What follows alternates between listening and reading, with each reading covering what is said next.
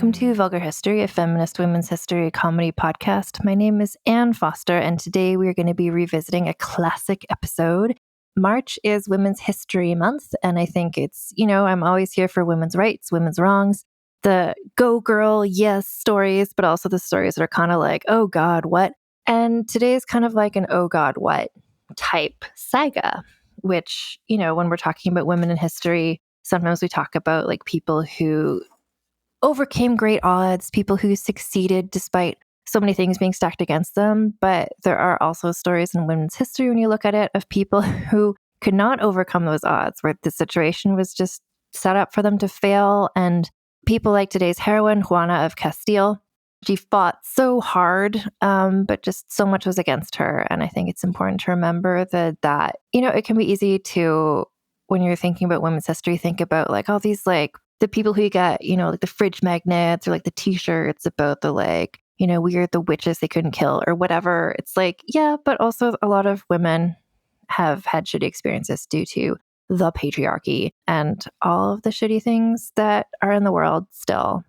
I don't want to be like, oh, today's episode's a bummer, but it's like, there's a lot of melodrama in this episode. It's like telenovela, like the high key way that people are living. Like last week we were talking about Isabella of Castile, and there's a lot of murder. There was a coup parade, just a lot of high drama. And this week we're talking about Isabella's, one of her daughters, Juana of Castile. And this is just like truly soap opera level, just like, it's the sort of episode that like, just in looking back on my notes about this again, I was just like, oh my God, like, oh my, like it's a lot of like Herman, my pills vibes. Just every twist and turn in this. And Juana she was in it. She was like a passionate person, and I respect that so much.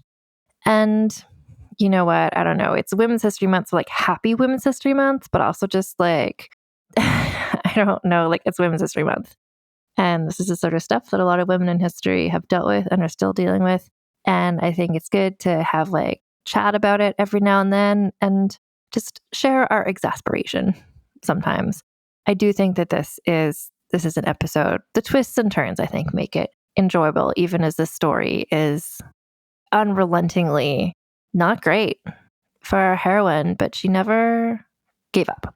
And so this is the saga of Juana of Castile. Hello, my name is Anne Foster, and this is the Vulgar History Podcast. This is a feminist women's history comedy podcast. And we're in season 2 right now, and the season 2 theme is and continues to be women leaders in history and the men who whined about it. And in looking at which women to feature this season, lots of considerations.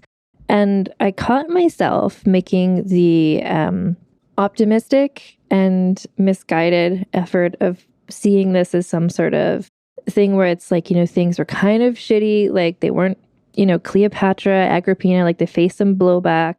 Matilda didn't get to be queen, and then look at how everything turned out great. But that's not how this works, because there's still lots of women leaders now. There's still lots of men whining about them. There's still way more opportunities for men to be leaders of basically anything, any industries or whatever. And the women, even that being said, like the women who are looking at this season are entirely women who were born into their leadership roles. So it's like they did cool things, but it wasn't just like people looked around to say like, hey, she's great, let's make her be in charge of whatever. It's like, well, there's not any dudes on the family tree, so I guess this woman has to take over. And then even someone who we're not covering in the season, like Elizabeth I, she took over and did a very successful job of being queen for decades and decades. Even Queen Victoria, like people like that, they were among some of England's most effective rulers, but it's not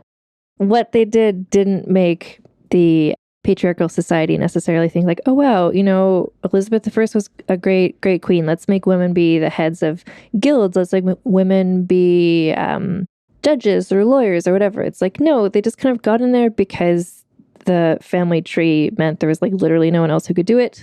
And they did a fine job, but it's not a story where it just keeps getting better and better. I mean, I think now, recording this in 2020, there's more women in leadership positions than there have been ever before? Question mark. But it's still way more men in charge of way more stuff. So all of that being said, the season isn't going to wrap up with some sort of like happy ending of like, yay, and then this woman was great, and then it's great for women ever since. This is just kind of like, this bullshit has been going on forever. It continues to go on. The modernity of some of these stories, it's still sort of striking to me, where like the things that people said who were criticizing the women leaders is really similar to the rhetoric that's out there now, criticizing women leaders. And anyway, it's just a lot of bullshit. But there's some stories here that I think are worth sharing and worth elevating. And today we are looking at the daughter of last week's subject. So last week we looked at the very complex life and legacy of Isabella I. And this week we are looking at the woman who would become her heir, Juana I of Castile. So even within that, so it's like Isabella I was a very effective leader. She was in terms of what her goals were, she was successful. She was respected. People were okay with her being in charge. She was really, the fact that she was a woman, like after she took over, well, and especially she had a husband with her who sort of made people less scared about having a woman in charge. But this is like case study of how she did well for herself as a queen. And then her daughter, Juana, did not. So it's kind of like Isabella broke through like with a little tiny hammer. It's like getting rid of like a little tiny piece of the glass ceiling, but it's still at 10 million% still there. So just to orient everybody, us all, to remind us all of what the world we're entering into here, the history of Spain. So Juana of Castile was the daughter of Isabella I. She's also the older sister of Katherine of Aragon, Henry VIII's first wife, which makes Juana the aunt of Queen Mary I of England. So, and isn't it interesting how each of these women, and I'm going to include also Juana's grandmother, Isabel of Portugal, who was the woman who people said was insane, and then she went insane. She lived in the ghost castle. So each of these women, Isabella, Katherine, Juana, and Mary, are all to varying extents remembered for being very passionate and stubborn, as well as for being allegedly insane.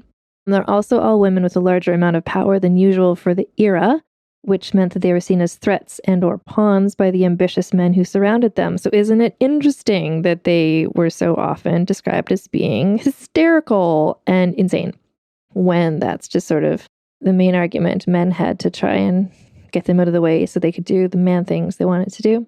So Juana, so she is Juana of Castile, and she is known, even in some books, in documents, as Juana La Loca or Juana the Mad. So that's how she became known, and it was a lot of sort of a smear campaign against her. And I think when we look through what happened to her, the ways she behaved that some people felt demonstrated insanity actually, to me, I think, seem like reasonable reactions to extraordinary circumstances. So, Juana was born November 6th, 1479. She was the third child and the second daughter of Isabella I and Ferdinand. So her older siblings were, the oldest sister was Isabel, and then she had a brother, Juan. Anyway, Juana had pale skin, blue eyes, and strawberry blonde hair, like most of her family members did, even though, because it takes place in Spain, a lot of times for sort of a shortcut when portraying her and her family in films, dark-haired, dark-complexioned people are often used. So Juana was a moody child who liked to spend time alone, especially reading books. Her mother, Isabella, who hadn't herself been super well educated for the first part of her life, because if you listen to last week's podcast, Isabella grew up in a ghost castle, so she provided much more extensive schooling for Juana and her sisters, Isabel, Katherine, and Maria, than other women at that time would have received, or that would have been typical for young girls in general. So we have a situation of 4 sisters and 1 brother. So we've got sort of like a little Kardashian-esque thing going on. Bunch of sisters, 1 brother. Like the Bronte sisters type thing as well. Like the Romanovs, Anastasia and her sisters, and the 1 brother. I don't know. There's something very mythical to me about this setup of just like a bunch of sisters and 1 brother. Anyway, Juan, the brother, was being groomed to take over the throne of Spain because boys always inherited things instead of girls. and that was his job. So with Juan covering the role of heir to the throne, the four sisters grew up knowing they would be married off to princes or kings of other kingdoms to strengthen alliances, which was their job. They knew that. They were all like cool with it. So, point of clarity. So Queen Isabella, her mother, ruled Castile and Leon, and King Ferdinand, the father, ruled Aragon. So these countries, or these kingdoms, never actually sort of amalgamated officially. It's just that they all happened to be ruled by a married couple. So whichever of them died first, the parents, their eldest child would inherit the kingdom that that parent had, but not the kingdoms that the other parent had, because it wasn't like a united thing, if you see what I mean. And even if you don't see what I mean, which is fine, I didn't explain that to the best of my ability. All you need to know is that Juan was the heir to both kingdoms, and then his children. So if for some reason he and all of his children all died, then the next heir to the throne would be the oldest sister, Isabella, and then her children. So Juana, being the third oldest, was never expected to inherit anything, but sometimes life takes you by surprise.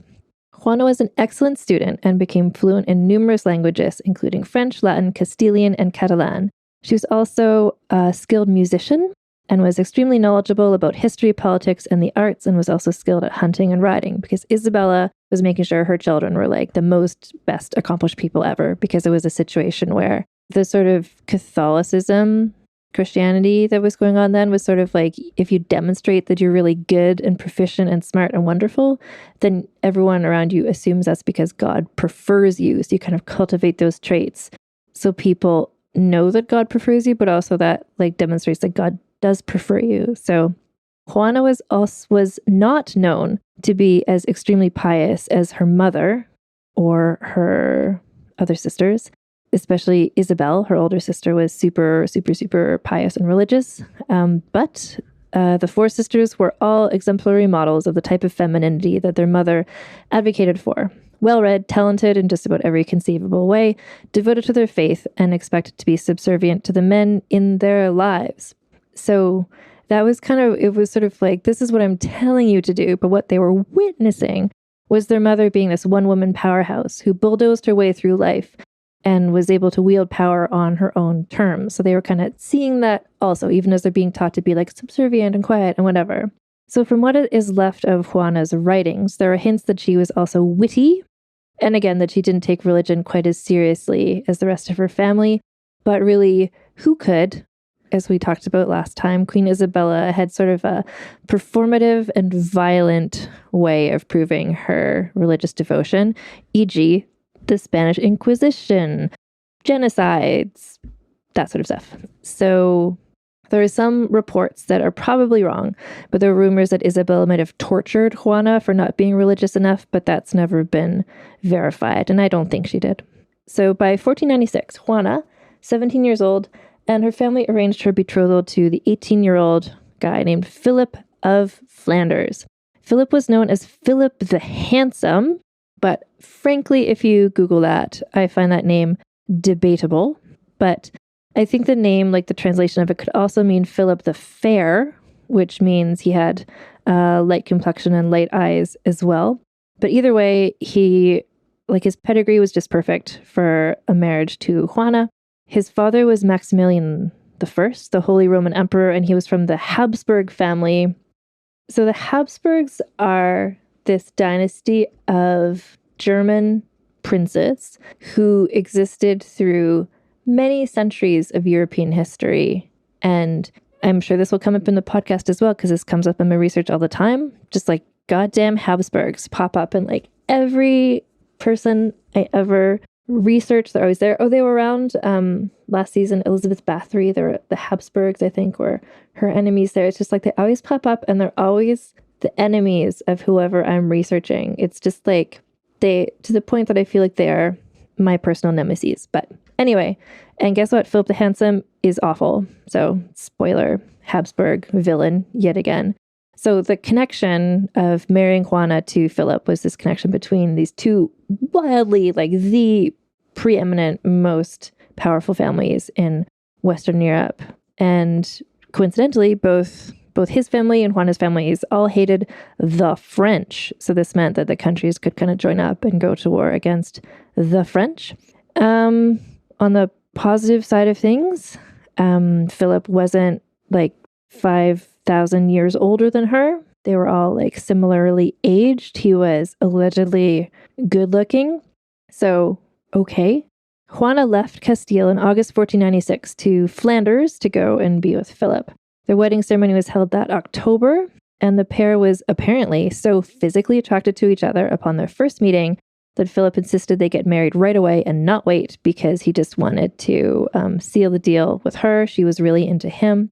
She's a passionate person, and she was passionate about her relationship with him.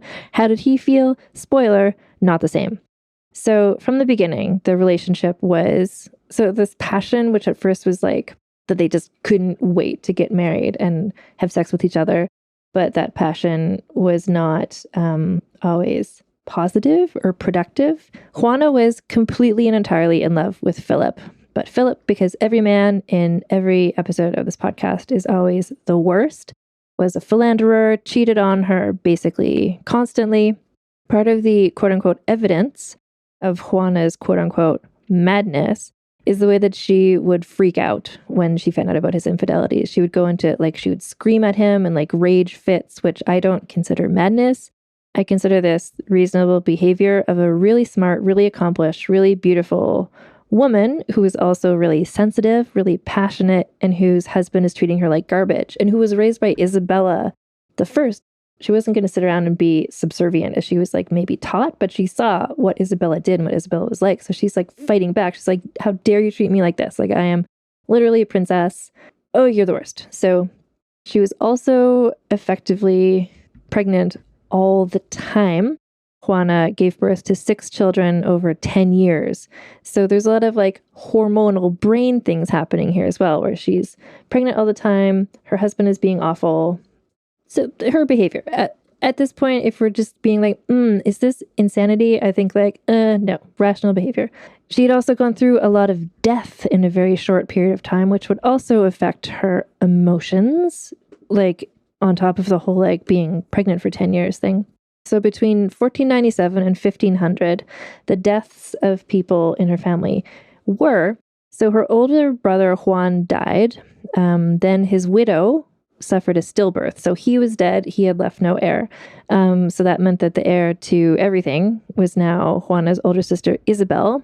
But then Isabel died in childbirth, and Isabella's toddler-aged son also died. So suddenly her 2 older siblings were both dead. Their children were both dead. This meant that Juana was now, unexpectedly to everybody, the eldest surviving child of Isabella and Ferdinand, and was now the heir to Castile, Leon, and Aragon, which nobody had expected, including her. So in 1502, Juana and Philip traveled back to Toledo for her to be recognized as heir to the throne. So the title for them in this time was called the Princess of Asturias. That was the title given to the person who is the heir to the throne of Castile. And later that same year, she went through something that sounds like perhaps a nervous breakdown. So how did Philip support his constantly pregnant wife through her mental health issues? He abandoned her whenever she got upset. If she started freaking out, he would just leave and have an affair with somebody else anytime Juana's behavior got to be too much for him. So it was just like a toxic situation. And then he would also spread rumors about how his wife was like so crazy. He'd be like, oh my God, she's always screaming at me. She's like throwing things, like she's clearly crazy. It's not like I'm awful and her behavior makes sense, but he's like, I don't know, women be crazy. So this is where her reputation for being Juana La Loca sort of kicks off. So how would she deal with this on-off desertion by her husband? And she was still like passionately in love with him, like so like completely devoted to him, which made his betrayals cause even more rage for her, obviously. So she would deal with this in a time and place where, and in an environment where she'd been raised to be, women should be docile and subservient. And, if you're upset, you should like pray, turn to God. And that's just like not cutting it for her. So she would do things like throwing herself against the walls to injure herself, crying herself to sleep. She had big feelings. She was a woman of like great passion, and she just like what can you do? Like, she was just doing the best that she could in an era before knowledge about things like postpartum issues, or about how pregnancy messes with your hormones, or like cognitive behavioral therapy, or like antidepressants, or anyway. So she's just like doing the best she can. And Philip is just running around like, oh my God, my wife is crazy. So it's just sort of like a self-fulfilling thing where she is just like not doing great and he's just making it all worse. In 1504, Juana's mother, Isabella, fell ill, and she had been very religious / having some mental health stuff going on towards the end of her life as well, where she like stopped eating for such a long time that would make her mental health get even worse as her health got worse. Juana, who like adored her mother, even though they used to fight all the time, she became so upset that her mother was sick that she herself stopped eating or sleeping. And anyone who stops eating and sleeping will probably wind up behaving in some unusual / erratic ways. And then add to that the fact that Philip again left without even saying goodbye, because he was tired of how Spain was so Catholic and how they wouldn't let him have sex with people all the time. So he just like peaced out back to Flanders. Juana was determined to follow him, to just like scream at him and plead with him to come back to her, etc. And her mother from her deathbed was just like, Juana, like, no, like, please don't. Juana was desperate to leave, but her mother had her restrained and kept in town.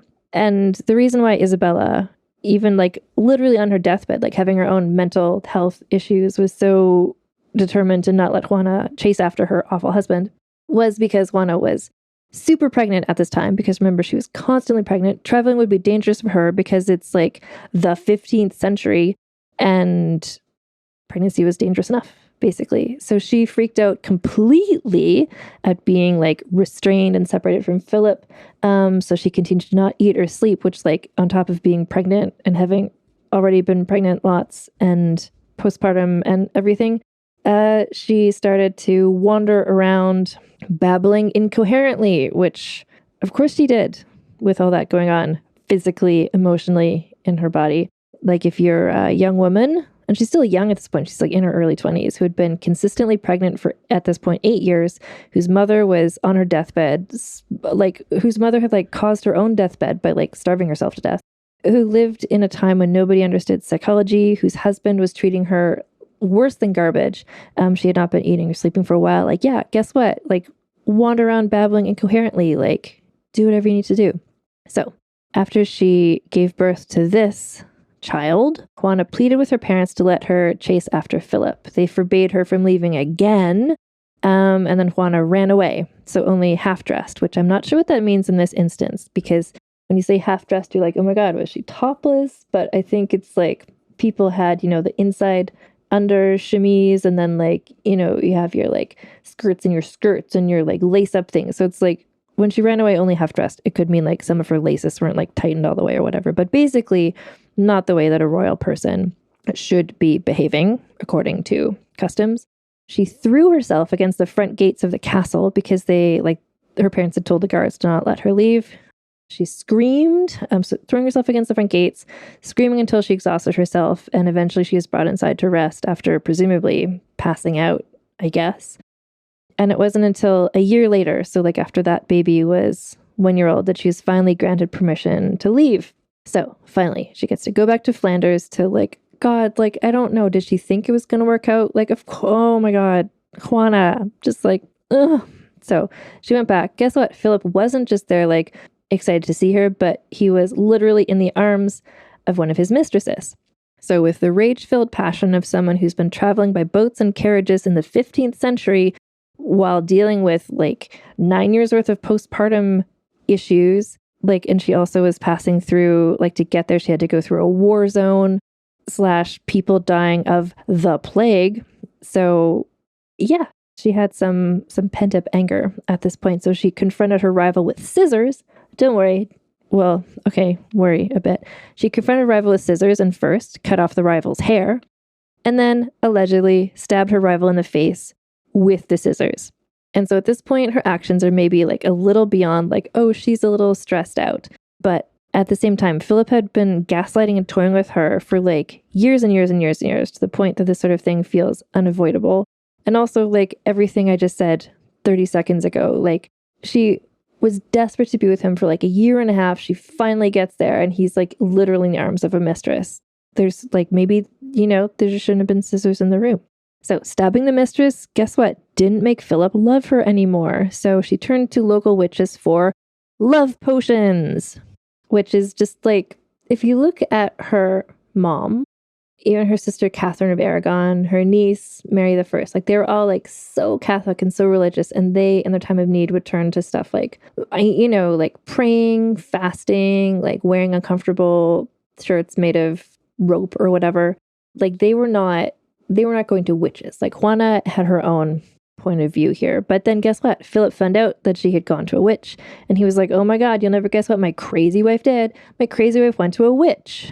And kept spreading awful rumors about her because he is my mortal enemy. And now for a quick advertising break. And we're back. So in the midst of this marital crisis, Juana got the news that her mother had died. So this meant not just a whole grief cycle of like, my mother is dead, but also it meant that on top of everything she's dealing with right now, she inherited her mother's roles as Queen of Castile and Leon. Because remember, her father kept being the King of Aragon because he was still alive. It's only when both of her parents were dead that she would inherit the other bit, if you remember that confusing part. So Juana inherited her mother's titles as Queen of Castile and Leon, but Philip was not into that because now his role was as her consort, and he was a horrible person and didn't want to support her in her rise, but he wanted to keep her down because he's awful. And guess who else is a late entry into like people who are awful? Is her father, Ferdinand. So late in the game, revealing himself to be also the worst. So Ferdinand and Philip started scheming ways to wrench this power away from Juana by proclaiming themselves her co-monarch. So this is where we get into coin corner. Literally every story this season has some sort of like coin-related hijinks. So Ferdinand went to the mint and had coins produced that said, Ferdinand and Joanna, King and Queen of Castile, Leon, and Aragon, hoping that would make it official that he was co-ruler alongside his daughter, like that she wasn't in charge of anything on her own, in her own rights. Philip the Handsome was like, good idea. And he minted more coins, his own coins, that said, Philip and Joanna, King and Queen of Castile, Leon, and Archdukes of Austria, etc. So they're just like doing all this stuff coin related.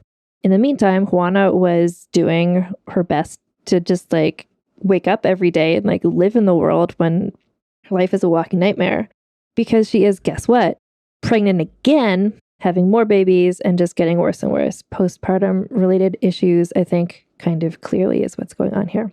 So by 1505, Juana had given birth to 5 children. Her oldest son, Charles, would be next in line for all of the thrones that she currently stood to inherit. Charles was in Flanders, being raised by some of the other Habsburgs relatives of Philip's. And Ferdinand was really upset about that because he wanted Charles to be raised by like Spanish people. So Ferdinand took a new wife because he figured like maybe he and the new wife could have a new son, and that son would become his heir instead of Juana, and through her Charles. But the thing is that Ferdinand's new wife was French, and France was not very popular in Spain at the time. So this just made the public opinion support Juana and Philip even more. And so Juana and Philip, who had been in Flanders at this time, decided to return to Castile and deal with this whole Ferdinand situation of her father being awful. But then they were shipwrecked on the English coast, like on top of her whole life. It's like now she needs to survive a shipwreck. So luckily, England, her sister Katherine of Aragon, was there, having just recently married Prince Henry, aka gonna become Henry VIII later on. And there's a whole episode of The Spanish Princess where you have the whole Juana blowing into town situation, but that is a thing that happened. And so Katherine of Aragon and Henry VIII were happy to host Juana and Philip at Windsor Castle. So they had some family togetherness, and then I hope she had a nice time. I hope she had a nice time sometimes. And then in January 1506, Juana and Philip left England. So upon their return, Castile was on the brink of civil war due to it's like the whole thing that happened when Isabella was taking over before with her useless half-brother, etc., where there's like some people, like some factions were supporting Ferdinand and others were supporting Juana/Philip. But the nobles all deserted Ferdinand in order to support the younger couple. So the two factions, but the cool young faction, supported Juana and Philip. And so Ferdinand was like, okay, I see the writings on the wall. But also he had a new scheme up his sleeve. And so he invited Philip for a secret meeting, to a man meeting. At this man meeting, Ferdinand agreed to turn control of the government of Castile over to his children and would himself return to Aragon. Because remember, the kingdoms aren't joined. There's just the two different things. But in the fine print of what this agreement said was he and Philip agreed to a clause that said because of Juana's quote-unquote illness, which is her alleged insanity, she would be incapable to rule, which meant that she would be excluded from all decision-making and also would be kept confined in a castle without any chance of escape. So Ferdinand went back to Aragon, leaving Philip the Handsome in charge of Castile and Juana a prisoner, just like her grandmother had been. Ferdinand the worst. Ugh, Ferdinand. Like, he was married to Isabella, so you'd think he'd be like, women can be in charge of stuff, but not when it's his daughter, apparently. Anyway, so then, 1 year later, Philip the Handsome suddenly died of typhoid fever, which was going around. Typhoid fever was going around. And that is his official cause of death. But everyone basically agreed that he'd probably been poisoned by Ferdinand. And we will never know the truth, but I wouldn't be surprised if Ferdinand had poisoned him because that's convenient timing. So whatever the cause, Juana was now a widow. But guess what? Pregnant widow, because she is constantly pregnant in this whole story. And when she found out that her husband, who she had been so passionate about this whole time, was dead, she apparently displayed more quote-unquote mad behavior. So just to recap, before getting into what she did, that people recorded as being evidence of her madness. So Juana had been consistently pregnant for, by now, 9 years. She'd had 6 children. Her mother had just died of self-inflicted starvation. 2 of her siblings had recently, like not a lot of time has passed, died at very young ages, her brother and her sister. She suddenly, surprise, inherited these kingdoms. She'd just been imprisoned by her awful father, and her terrible husband/abuser/codependent partner had just unexpectedly died, potentially murdered by her father.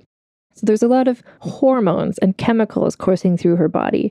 Add to that the fact that Juana had always been a very emotional sort of person, and what she did falls into a context that I don't think is necessarily like, oh my God, she's gone mad, but more just like, yeah, of course she's behaving like this. So what she did is she refused to part with Philip's coffin. Rumor had it that she was doing sort of like a Psycho/Weekend at Bernie's type scenario with Philip's corpse, sleeping next to it, eating dinner with it at the table, talking to it like a person. That was the rumor, but that's not what actually happened. So she's not at that level yet. What did happen is that she wanted to keep Philip's coffin nearby. So she had the coffin with his body in it kept in a church near the palace where she lived so she could pay her respects daily.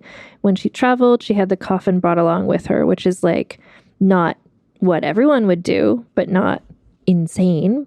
So during all of this, Ferdinand saw a way to steal his daughter's powers from her by continuing to allege she was insane and unfit to rule. He was able to appoint himself her guardian. So now we're into like a Britney Spears conservator type scenario with a horrible father also. So he was able to put himself in charge as administrator of the country. Juana, at this point, had just given birth to her 6th and final child and was ready to get back in the game. But on top of literally everything else going on, guess what? The plague had just rolled into Castile and people were dying all over the place. Like literally bubonic plague was back again. So Ferdinand, like just side note. So I have these bonus episodes I've been putting out recently, pandemic special episodes, just telling sort of like weird and interesting stories about people and things that happened during past pandemics in world history.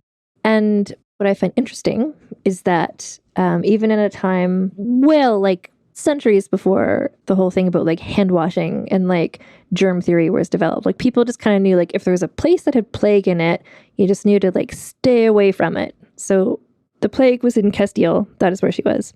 Ferdinand was back in Aragon, and he was like, why don't I just wait for like plague to just like do its thing, and then I can return when it's safe again. So he just kind of sat around and waited for Castile to sort of implode so he could swoop in and take over. Juana, in the midst of this plague, kept trying to get enough powerful allies and money to regain the throne, but she couldn't muster enough support.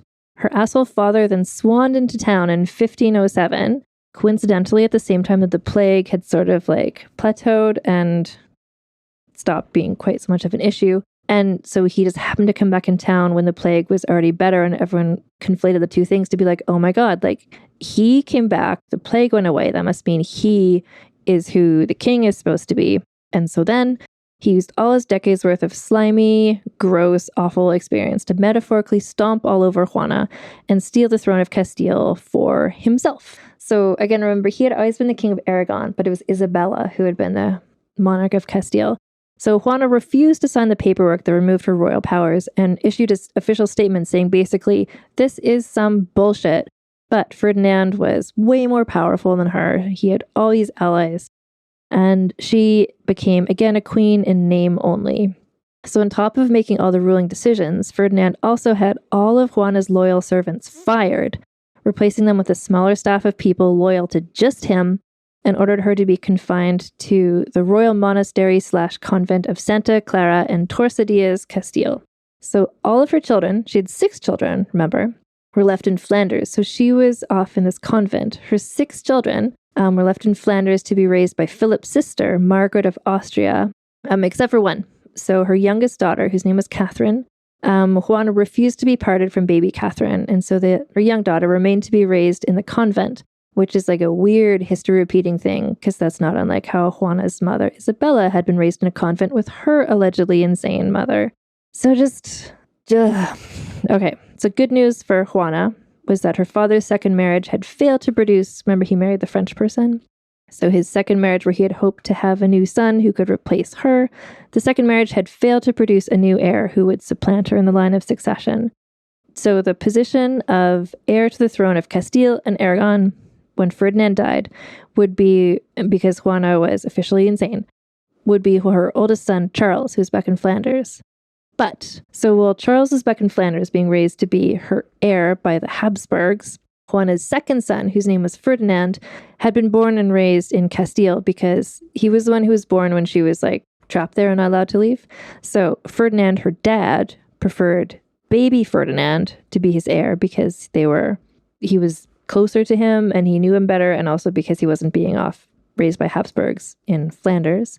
Ferdinand, the king, briefly even named baby Ferdinand as his heir in his will, but some clever courtier, somebody who is allied with Juana's son, got him to switch it back to say Charles is the heir. So anyway, Ferdinand finally died.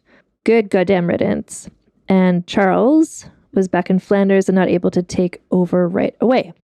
So again, Juana is just trapped in this monastery. She completely powerless. So who's going to take over? Ferdinand is dead. Charles is back in Flanders. Can't get there. So Ferdinand's illegitimate son, Alonso de Aragon, was put in charge of Aragon, while an archbishop was put in charge of Castile and Leon as regent in Juana's place.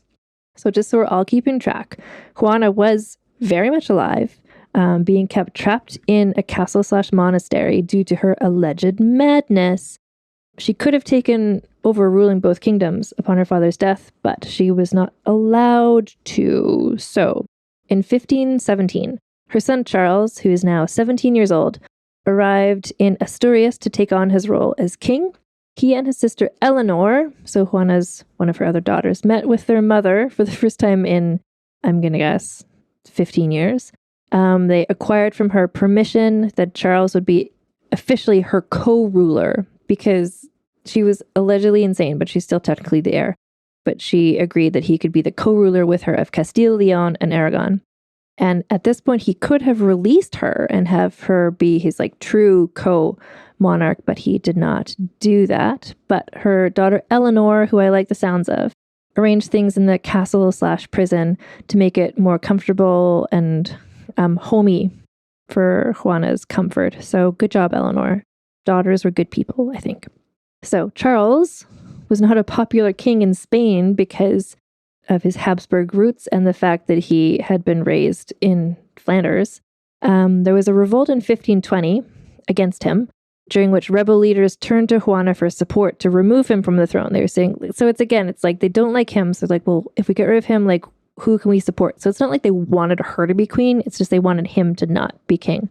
So since she was technically still the queen, if she gave them her written approval, the rebels would win and Charles would be deposed.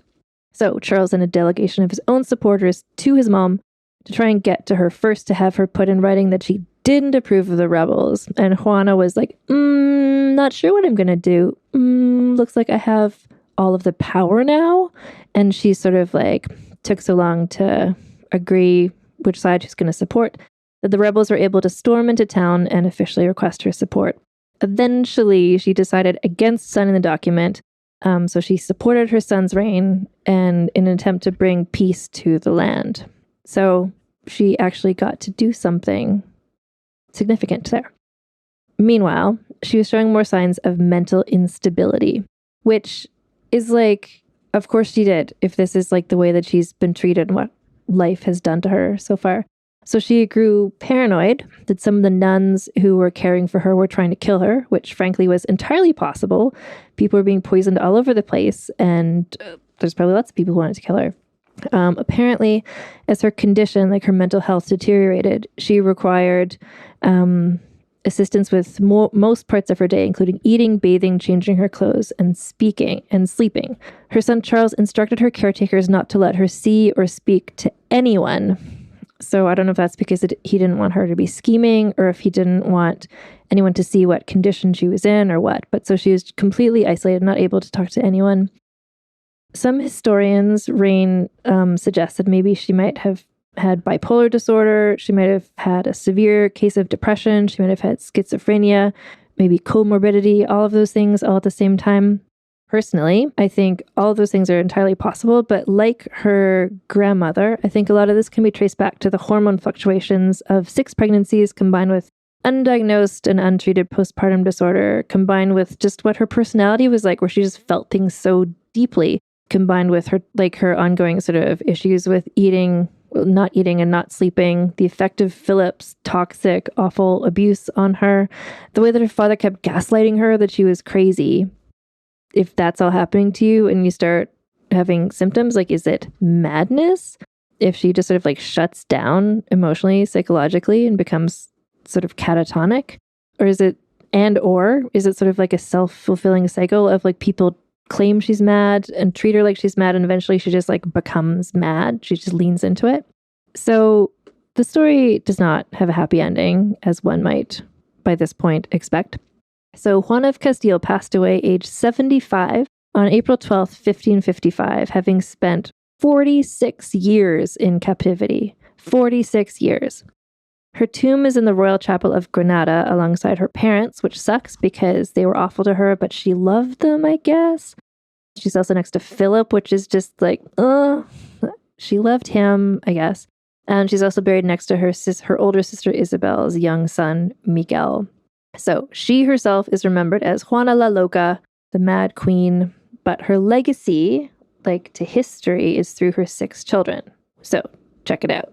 So her son Charles became Charles V, King of Spain and Holy Roman Emperor. Her son Ferdinand succeeded Charles as Holy Roman Emperor. Her daughter Eleanor served as Queen of Portugal and Queen of France. Her daughter Elizabeth was Queen of Denmark. Her daughter Maria was Queen of Hungary. And her youngest daughter Katherine, who had lived for a decade with Juana in captivity, became Queen of Portugal. Through these 6 monarchs, the Habsburg dynasty would continue through to the basically beginning of the 19th century, being super powerful all over Europe. And I want to just shout out my sources for this. So there's a really good book called Sister Queens by Julia Fox, which talks about Juana and also her sister Katherine of Aragon, and just sort of how the parallels in their stories, how their mother had been so successful, how they both had shitty husbands who treated them badly, etc. Super recommend that book. So it's technically called Sister Queens, The Noble Tragic Lives of Katherine of Aragon and Juana, Queen of Castile. Another book that I consulted for research is called Juana I, Legitimacy and Conflict in 16th Century Castile by Gillian B. Fleming. There's also a movie that's called Juana La Loca, or the English title of it is Mad Love. I think it's available streaming somewhere. It's a Spanish language movie that just kind of gets into the passionate relationship between her and her horrible husband and what that was all like. And now it is time to score this woman. So we have 4 categories with which we measure the women who we talk about on this podcast. Not that any of them are better or worse than others, but just to kind of see where they fit on a scale measuring 4 very specific things. The first thing we're measuring is scandaliciousness. So that's kind of like, scandaliciousness, just like how juicy and gossipy is her story. And frankly, even though Juana herself, she wasn't like running around murdering people, she wasn't having lots of affairs or anything, but just like her and Philip's relationship and like, running out, throwing herself against the doors half dressed, like it's like a telenovela. Like the scandaliciousness, it's not like, I'm going to give her a 6 for scandaliciousness because it's just like, it's entirely based on her relationship with Philip. It's just, the cutting off the hair and the stabbing. Oh, I forgot about the stabbing in the face with the scissors. Let's give her a 7. 7 for scandaliciousness. The next one is scheminess. And I have to say, her scheminess, maybe she was wonderful at scheminess. Like maybe she came up with good schemes, but just everybody around her, it was just a bad time and place for her. There's a part where she's trying to gain support to take over, but then her father came in, he took over instead. Like she was scheming. It just wasn't effective, but I guess that means it wasn't as good of scheminess. I'm going to give her a 4 for scheminess because she tried. Her significance. So personally, her significance is less so than that of her children, and her children and the whole, like through her, the dynasty that they founded does become pretty. I'm going to give her an 8 for significance because through her children, like her genealogy became very significant later on. And there's also that part where she stopped all of Spain from crumbling when she decided to support her son instead of siding with the rebels. So that was, you know what? She deserves more points. I'm going to give her a 9 for significance. The sexism bonus is the 4th category, where depending on how much did her gender affect the way that she was treated and how her life turned out. And this is like a full-on 10. Like if I could give her more than a 10, I would. I want to give her like a 12. I want to give her like a 17 for sexism because she was treated so horribly by so many people, by everyone. She was set aside. Like even though like like every other woman who've looked at this season who was a monarch and should have inherited something, like she did not have supporters. If she was a man, like she would just become the king and that's it. None of this would have happened. So that's a total 10. So let's just add this up. So 17. Is that right? Wait. So she gets 30, which makes me glad because like this is just like it's an artificially constructed scale. But I think with her, we really see the balance of the 4 things. Like she's lots of significance, the sexism bonus, her scheminess is low, but she still bumps up there. So like she's 30 points. Like she's tied for 2nd place. Like the top ever on the scandalicious scale is Agrippina the Younger has a 31, but Empress Matilda has a 30. Juana also has a 30. Her mother just is a 27. So even though her mother was more significant, potentially, she didn't have the scandaliciousness elements or the sexism elements. Anyway, and I think Juana's story does sort of mirror that of Empress Matilda in some ways as well, where it's just like she was the woman who technically should have inherited, and just like a lot of men worked for a lot of years to make it so that she would not inherit. So that's the story of Juana I of Castile, aka Juana La Loca. So a bunch of different things to tell you, just like reminders. So this podcast was based on an essay I wrote a year or 2 ago about Juana, where I was looking at her and also her sister Katherine of Aragon, her mother Isabella, and then her grandmother Isabel, and then Mary the First as well, just kind of like seeing the commonalities in the stories about all these women from the Spanish royal family and how they all were so strong-willed and so stubborn, and how they just were treated by, I don't know, how they all sort of ended, like all of their lives ended with this sort of like quote unquote instability, insanity, which was really just like I don't know, they just a lot of commonalities between the different women. So if you want to look at this essay and other ones I wrote about other women in history, you can find that at AnneFosterWriter.com. I have a Patreon, which is patreon.com/AnneFosterWriter. And that's where you can learn about what I'm working on, what I'm researching, just depending on the level at which you support me. Also, there are some Patreon-only mini episodes, which I'm posting there. So those are called So This Asshole, and they're episodes about some of the gross, awful men encountered in some of these stories. I feel like Philip the Handsome is very much due for me to do an episode about him, just putting him on blast. Anyway, so that's patreon.com and Foster Writer. So I'm also on Instagram at Vulgar History Pod, on Twitter at Vulgar History. I've got a little Teespring store as well if you want to support the show through the purchase of some of my hilarious feminist merchandise. There's bags and mugs and t-shirts, and that's all at teespring.com/stores/vulgar history.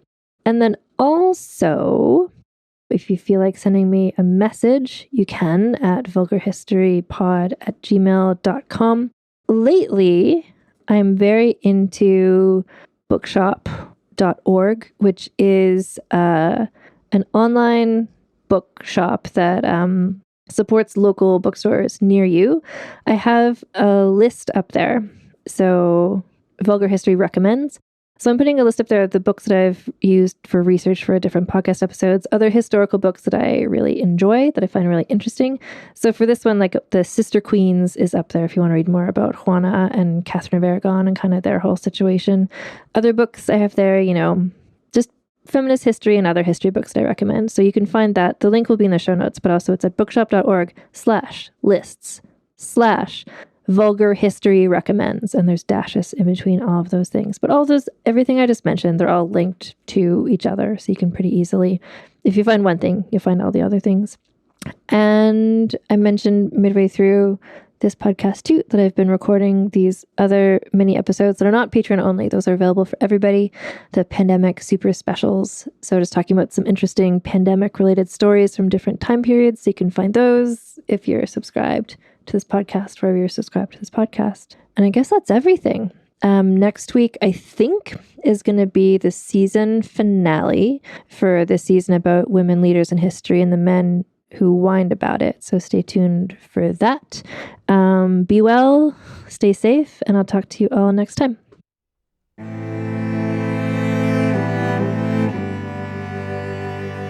So I mentioned in the episode, and I think I did last week as well, so Isabella of Castile was the mother of Juana of Castile. Isabella of Castile, also the mother of Katherine of Aragon, who was famously the first wife of Henry VIII. And I have yet to do an episode about Katherine of Aragon or about her daughter, Mary the First.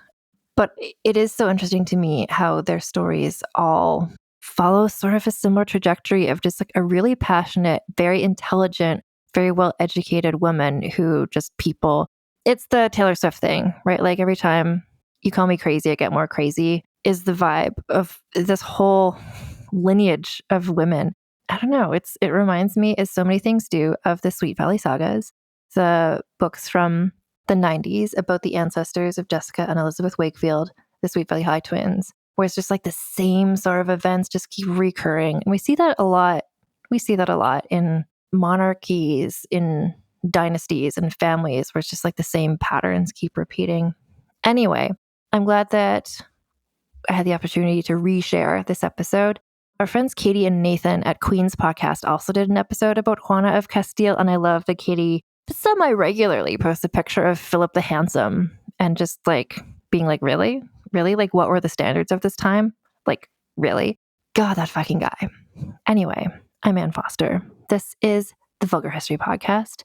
And so I've recently done a couple of live events. I don't know when or where the next one is going to be, but if you want to get the first information about where I'm going and when, sign up for my mailing list, which you can sign up for by going to vulgarhistory.com/news. I always share my whereabouts. Well, not my whereabouts. Where am I? In my house most of the time.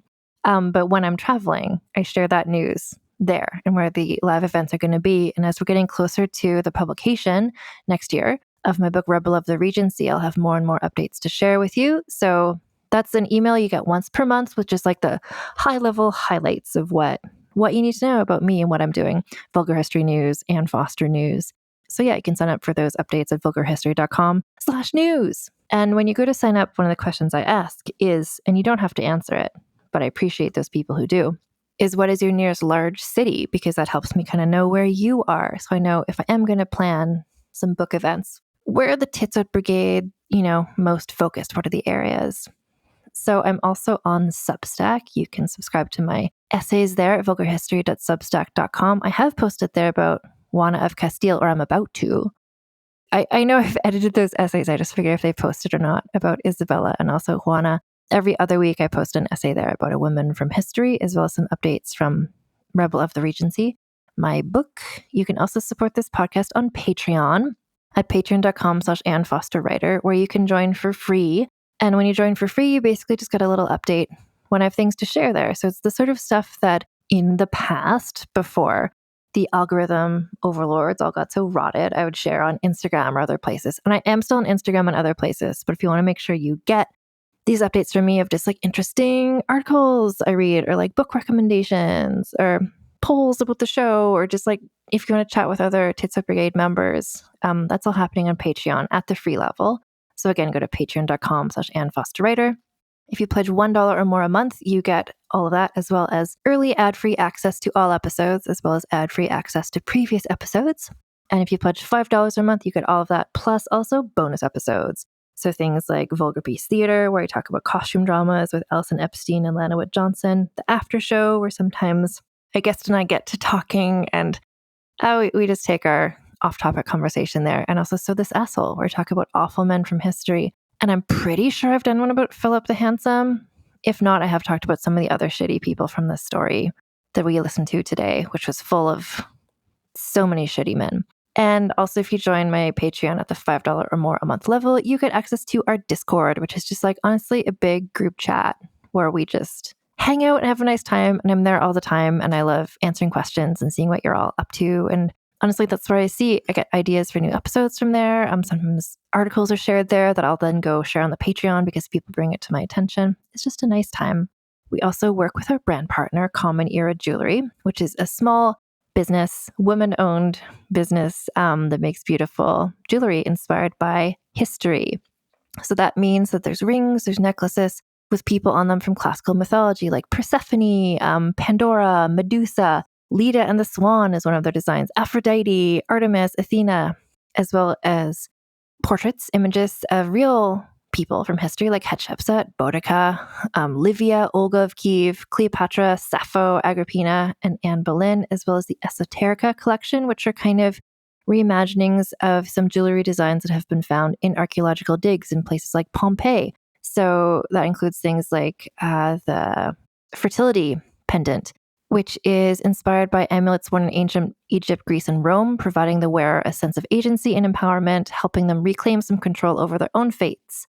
So, for example, that's one of the beautiful things. There's also jewelry inspired by the Eye of Horus from Egyptian culture, which was a talisman of protection, regeneration, and healing. These pieces are available in solid gold, as well as in more affordable gold vermeil. Vulgar History listeners can always get 15% off all items from Common Era by going to commonera.com/vulgar or using code vulgar at checkout from commonera.com. You can get your Vulgar History merchandise at vulgarhistory.com/store in the US. If you're outside the US, go to vulgarhistory.redbubble.com. And if you want to get in touch with me, you can. You can use the form at vulgarhistory.com, just the contact me button there. And I'm also on social media at the moment. I'm on Blue Sky, Instagram, and Threads at Vulgar History Pod. And I like to usually tell you what's happening next week. But next week, there's a couple options, and I don't know which one it's going to be. And I don't want to lie to you. Like in that past episode where I said we'd be talking about Eleanor of Aquitaine, it's not going to be that. But it's going to be something cool, probably with a cool guest. And so stay tuned next week. I'm always here every week. And until then, keep your pants on and your tits out. Vulgar History is researched, written, and hosted by Ann Foster. That's me. The editor is Christina Lumagi. Theme music is by the Severn Duo. The Vulgar History show image is by Deborah Wong. Transcripts are written by Aveline Malik. Find transcripts of recent episodes at vulgarhistory.com.